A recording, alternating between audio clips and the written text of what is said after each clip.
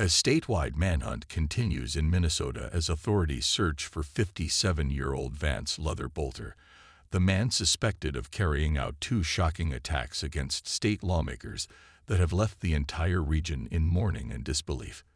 The violent incidents unfolded in the early hours of June 14, leaving one prominent leader dead and several others injured. According to officials, Boelter allegedly posed as a police officer, complete with a fake uniform, badge, and a vehicle made to resemble a law enforcement cruiser. Under this disguise, he managed to approach the homes of his targets during the quiet hours of the night. The first attack reportedly took place just after 2 a.m. at the home of State Senator John Hoffman in Champlin. The senator and his wife were both critically injured in the incident. Less than 2 hours later, the suspect targeted the home of former House Speaker Melissa Hortman and her husband in Brooklyn Park. Tragically, Melissa Hortman and her husband lost their lives during this attack. Police officers responding to the scene exchanged gunfire with the suspect, but he managed to flee on foot. Authorities have since uncovered alarming evidence, including what appears to be a written manifesto and a list of approximately 70 names that suggest these attacks were not random. The list reportedly includes several public officials, pro-choice advocates, and other individuals tied to progressive causes in the state. Alongside this, multiple firearms and tactical equipment were recovered from a vehicle linked to the suspect. Investigators have warned the public that Boelter is considered armed and extremely dangerous.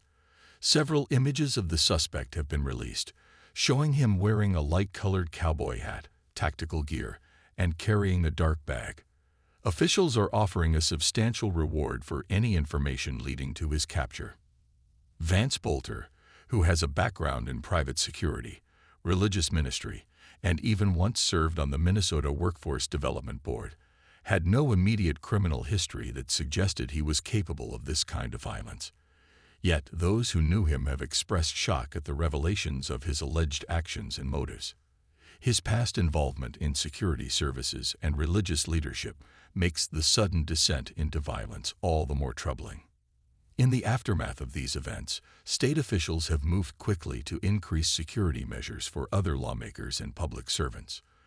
Elected leaders have been urged to verify the identity of anyone claiming to be law enforcement before opening their doors, and additional police protection has been assigned to several high-profile figures. Vigilance has become the new norm for many within Minnesota's political circles. Communities across the state have responded to the tragedy with an outpouring of grief and solidarity. Vigils have been organized in multiple cities, honoring the lives lost and offering prayers for the swift recovery of those injured. Residents have gathered to light candles, share memories, and call for peace in the face of politically motivated violence. Leaders from across the political spectrum have condemned the attacks in the strongest terms, labeling them as cowardly, senseless, and a direct attack on democracy itself. They've called on the public to reject violence and hate, and instead, come together in unity and resilience. While authorities continue their search, residents have been urged to remain cautious and to immediately report any sightings or suspicious activity.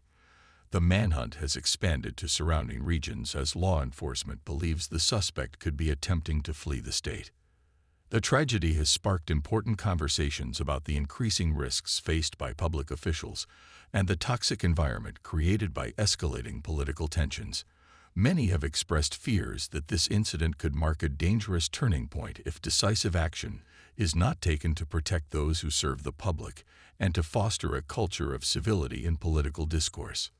The loss of Melissa Hortman, a respected leader known for her unwavering advocacy for justice and equality, has deeply affected her colleagues, constituents, and the wider community. Her contributions to Minnesota's legislative progress and her commitment to standing up for the vulnerable will not be forgotten. As the days pass, the collective hope remains that justice will be served swiftly and that no further harm will come to those targeted or anyone else in the community. The people of Minnesota, while shaken, are showing remarkable strength and unity in the face of tragedy. In these difficult times, it's a solemn reminder of the need for compassion, vigilance, and an unwavering commitment to the values that bind communities together. Values Melissa Hortman and her fellow lawmakers have long fought to protect. The work to heal, to honor those lost, and to secure a safer future for all continues.